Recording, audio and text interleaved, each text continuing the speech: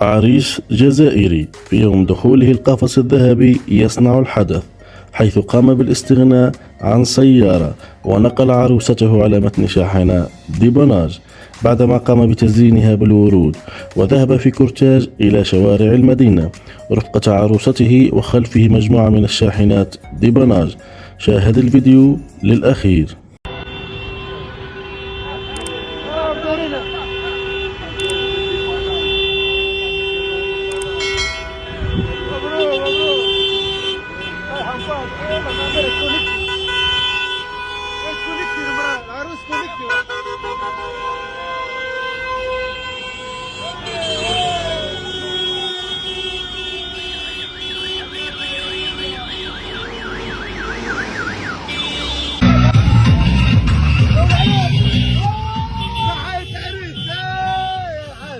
العروس بدي ببلاش ولا العروسة تعال والله لا